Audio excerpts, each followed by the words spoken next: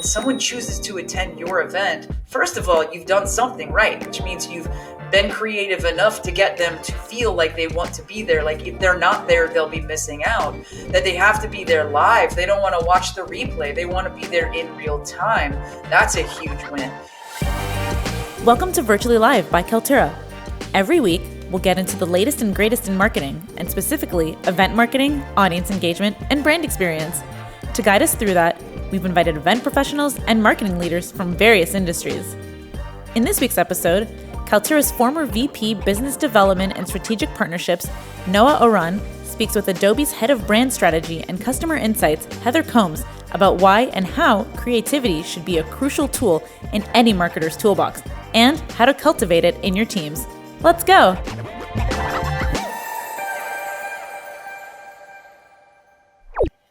Hi everyone, my name is Noah. I'm VP of Business Development and Strategic Partners here at Kaltura. I'm joining you from my home office in Brooklyn, New York. And today I'm really excited to have with us Heather Combs, Head of Brand Strategy and Insights at Adobe. Heather, where are you joining us from? Hi, thank you so much for having me. I am joining you from my living room with my plants behind me, as they do in the window, in just north of San Francisco in Marin County in California. Awesome. You definitely have better weather than mine today, no matter what time of year it is. I feel like New York is always the place to be. So weather aside, don't knock it. Okay. All right. So guys, we are here to talk about engaging creativity. And I'm going to kick right off with you, Heather, and say, before we even dive right in there, please help us frame this conversation. What is creativity for you? I mean, what does creativity mean within us in our workplaces and in the world around us? And what is it not?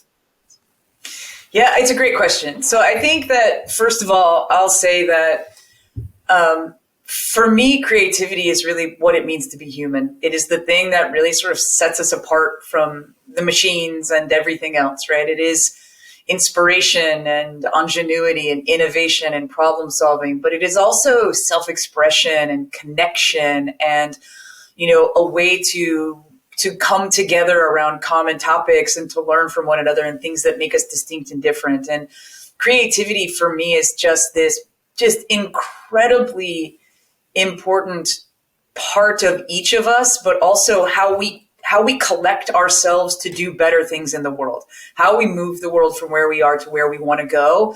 Creativity has got to be at the heart of that. And, when you ask about in our workplaces, I think that, workplaces that foster a culture of creativity, of curiosity, of, sort of extracting fear and, sort of infusing in so much space for people to come together and to see what is and what could be.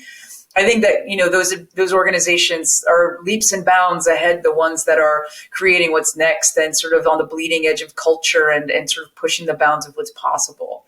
When you ask what it's not, I think that, not to be sort of trite, but to me, it's not small, right? It's creativity is not relegated to just the few who are trained in the, sort of craft of art or design. While art and design are incredibly powerful and meaningful things, they are not the universal definition of all that creativity is. So I know that creativity is a big idea, as you mentioned, but if we do look specifically into marketing, what is creativity in marketing, to be more specific? Well, I think marketers have it kind of easier than other people inside of companies because creativity is sort of at the helm of everything we're seeking to do, right? If you think about creativity, it's born out of humanity. And what's more human than being empathetic to understanding each other, to understanding people? And that's part and parcel core to what being a marketer requires. If you don't understand deeply the motivations and behaviors and sort of, needs of the people you're trying to connect with, then, good creative, bad creative doesn't matter when it comes to the types of content that you will deliver out to try and engage people. So do we all have it in us to be more creative? It's not actually easier said than done, but still, how do you become a creative person and marketeer? Any tips that you have to make that happen?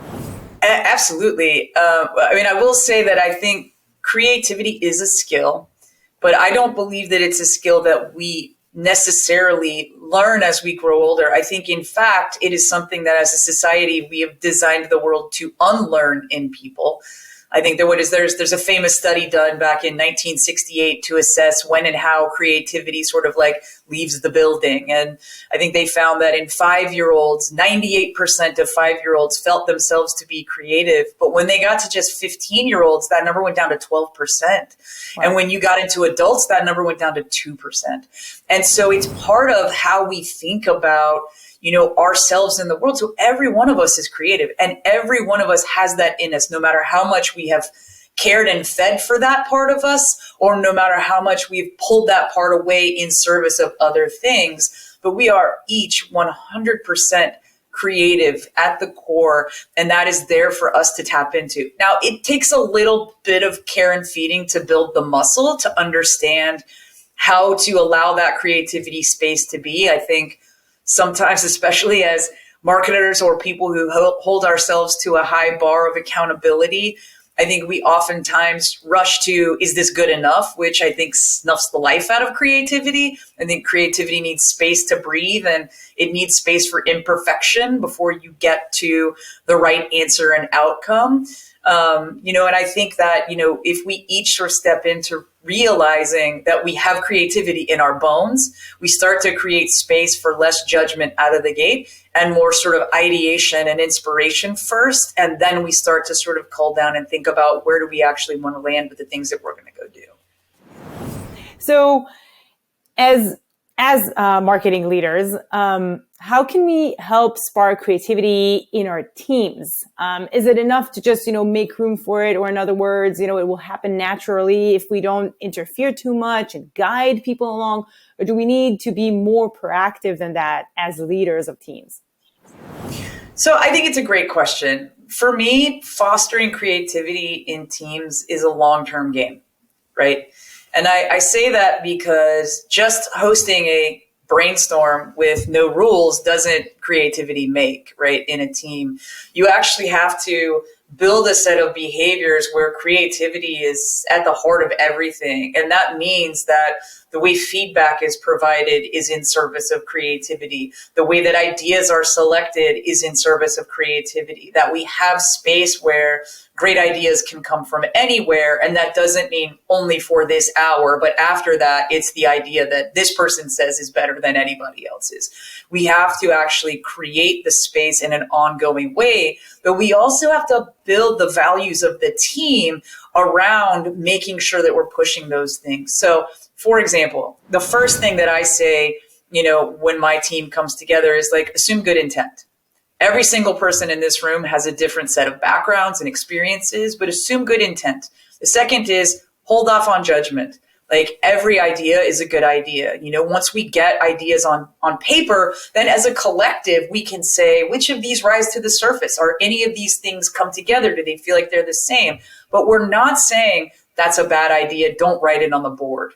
Everything makes it onto the wall or the set of Post-its or the, whatever whiteboarding software you're using. And I think that, that's just a really important piece of how teams start to cultivate it. And it has to be an active choice. People have to say, yes, I want to be part of this, right? And I think that that's a really big piece for leaders in how they help teams understand that creativity isn't, I'll say if you say it's mandatory, that's a negative way to sort of position it. But if you say it's how we do our best work as a group and as individuals, and here's the rules of the road, and you just start behaving in those ways, and you reward positive sort of momentum instead of sort of mitigating negative momentum, you start showing how things can move forward and where creativity is actually creating momentum for the team in a completely different way. Everyone on the team will start feeling that. They'll start seeing themselves differently. Will open up things in them that they didn't even probably know coming into the job or into the conversation that they thought they were capable of. So it's about feeling comfortable, coming into this, feeling comfortable, feeling like I want to, and I have something to provide to this team. I have something to give. I have ideas that other people can use.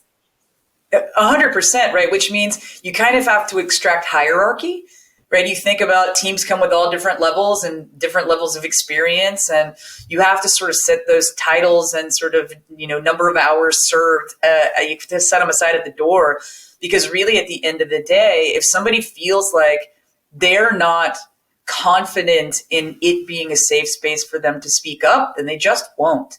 And, when you think about great teams and great collaboration through creativity, every voice has to be part of that.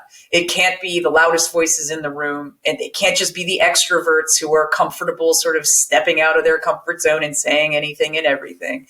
It has to be every voice in that room shaping what comes out of that. Because again, like, we all come from different levels of experiences. And at Adobe, like, we have a strong belief system that every single person has something to say, has a creative story to share. And that story actually creates connection, but it also helps us better understand each other.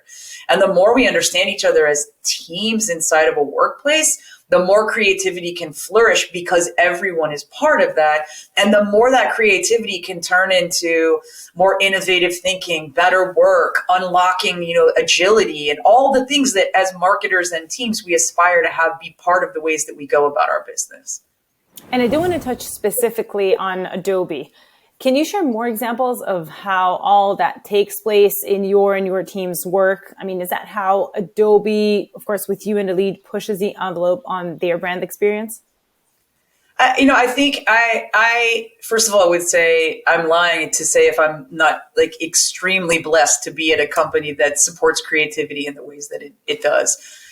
Creativity sort of, I think, feeds the walls at Adobe, whether they're digital walls or virtual walls. It is the way that we see our brand. The heartbeat of our brand is creativity, and how we infuse that into our culture. So whether you're in product design or you're in finance or you're in marketing or anything in between, we foster creativity in the ways that we go about our business. In fact, it's actually one of our, sort of core ways we think about the values we hold as an employee base and as a team of leaders, helping that employee base to do their best work. And you did mention communities. And of course, at the end of the day, events are about people and communities. And of course, you at Adobe have a following and a thriving community. How does creativity come into play in your community building at Adobe? Maybe you can share how you used or infused creativity in a very recent event of yours. Yeah, well, so interestingly enough, we've just completed Adobe Max, which is actually our creativity conference. It is really around bringing creative people together. And, it's a little audacious to bring 7,500 creative people together in person, but also to then compound that with 270,000 or 270 million people online, or, there's so many people coming together and they're all creatives. And like, okay, well, if we're going to bring them together, then we've got to put together something as an experience that really stands up to what they need in bringing them together. And so, I had the honor of being there live in person at Max. I had the honor of being part of the day 2 inspiration keynote and interviewing Steve Aoki, who is an incredibly world-renowned, entrepreneur, DJ, musician, designer, all of these things, and talking about what happens when you hit creative block. And we're sitting in front of 7,500 creatives who are all laughing because they all understand what that means, right? And for us, putting creativity into the way we think about engaging community is a must-have. It's the beginning and the end and all of the points in between. And the way we build experiences for them to sort of create natural points of connection, the way we foster the content that we put in breakout sessions or in common areas or in the main keynotes that are actually there to inspire and really show people where the future can go. It's such, Adobe Max is mind-blowing. It's such an amazing thing to sit back and watch. But we do a lot of conferences. And I would say that we bring that same level of creativity to all of them, because we understand that at the heart of it, people want to be inspired. People want to feel part of something. People want to be able to see themselves in the things that are being shared. They want to see, oh, this gives me greater confidence that I'm not the only one with that question, or that I'm not the only one with that idea. And, hey, look, here's a spark of experience that we've created so that whether you're data people or marketers or creatives or, product designers, we've created space and an experience to foster you really taking in everything, but also putting yourself inside of it. So you're not just consuming, you are interacting. You are part of actually what comes out of that experience. It's not just about the content. It's about every single moment and every single person you talked with and shared with and learned from. I absolutely love it. I feel like it's more of like a yes and approach kind of to the entire team. And I'm going to definitely use this tip moving forward. Now, I know that, of course, creativity is not about ROI, but still I want to get into a little bit of measurement here. And I wonder if you think that there is a good way to measure how creative a campaign or any marketing, business, or managerial endeavor was or is. Yeah, it's marketers are always called to prove their value. So, right. And if creativity is core to who we are, then I think we have to figure out how to quantify that. So I think the first thing is, everything we do, again, bringing creativity back to humanity, everything we do has to be grounded in who we're trying to connect with and what is their belief system, and setting KPIs that you can measure around how are you capable of moving that belief system? What is the from to you're trying to actually affect? And once we actually get that, audience insight tight, and we know who we're really trying to target and what the belief system is, and we've set KPIs that are targeted against measuring that, it frees the creative up. It allows the creative to just be, a little curious, a little, and it all depends, whether you're doing a B2B or B2C or everything in between. There are ways to express the brand that, can come outside of just KPIs from a fundamental, did you drive, dollars? Did you drive purchase intent? Did you drive all of these things? You can also measure brand sentiment and perception. And to me, that's like icing on the cake. If you're not only driving the core KPI of this campaign is to move people into this, to have them try this. Oh, and by the way, now they actually love the brand more. I think that we're doing pretty good work. And I think when you can quantify it that way, it's really nice. Then when you overlay real people, when you have qual that you can say, and look at how they feel, like that to me is like creativity just on fire. For events specifically, can you measure how creativity kind of pays off at a virtual event or a live event? 100%, right? I think the first is just overall satisfaction. Like, I don't think anyone goes to an event and pulls apart the environment we exist in to consume it, the type of content, the way the content is presented, the sort of in energy of the speakers, the energies of the presenters, of the facilitators of sessions. They don't pull apart the sort of experience of walking the halls and the way the lanyard comes together, or how they feel in the swag they get given. All of that is part of the way people walk away from an event, and it either feel satisfied or not satisfied. And I think we can all agree that the middle area of an event, like kind of lukewarm, is like purgatory. You don't want to be there, right?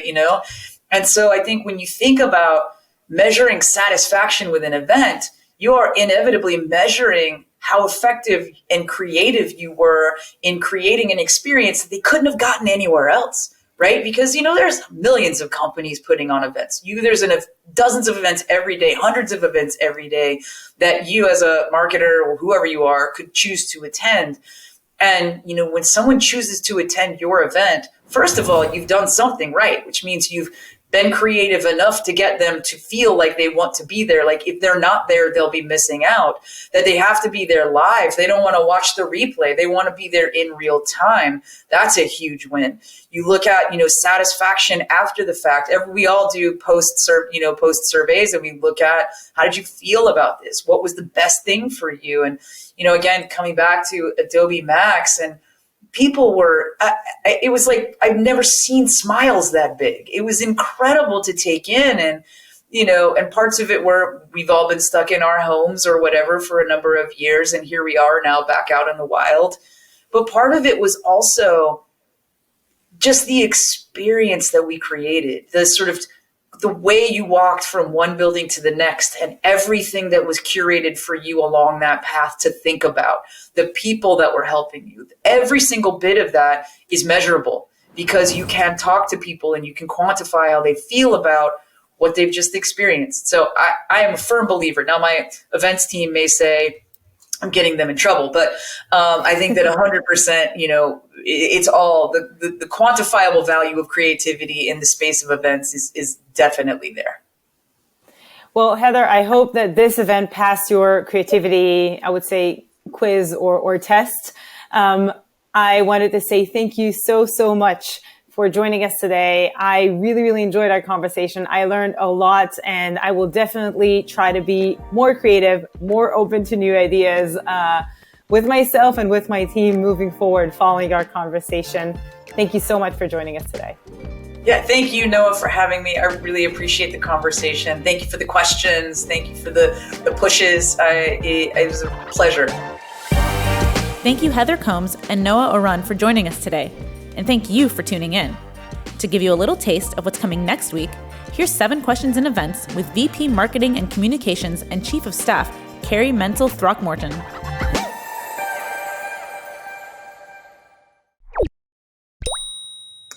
Welcome to 7 Questions and Events. 7 questions with industry expert Carrie Mentel Throckmorton. No time to waste, so let's go. First one, what's the one thing you want your attendees to get out of your events? Community. What's your favorite way to engage with your audience? Oh, definitely in person. I am a fan of the live and in-person event. Great. And who would be your dream keynote speaker be? No restrictions. So it could be somebody alive or not alive? No restrictions, yep. Okay, Queen Elizabeth. Okay, good one. Everyone would come. Which trend in virtual events are you most looking forward to? I really like the trend in creating a virtual event for the virtual audience. I think when virtual events first started, we tried to basically just kind of record the live event and broadcast it virtually.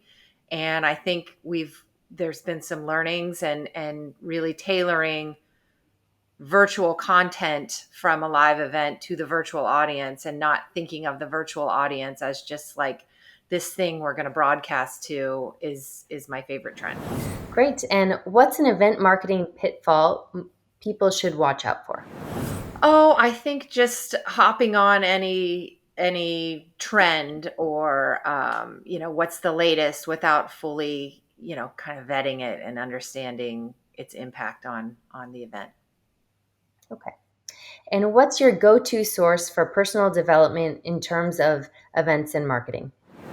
Definitely attending other events. Trying to attend what I look to as a cool or inspirational event to see what people are doing and what grabs my attention. Okay. And last question, shout out another event professional. Oh, I would say my head of events, Lane Sobel. She's awesome and just really a true wizard at her craft. Okay. Great. Well, thank you so much. This was great. Appreciate your time again. All right. Thank you.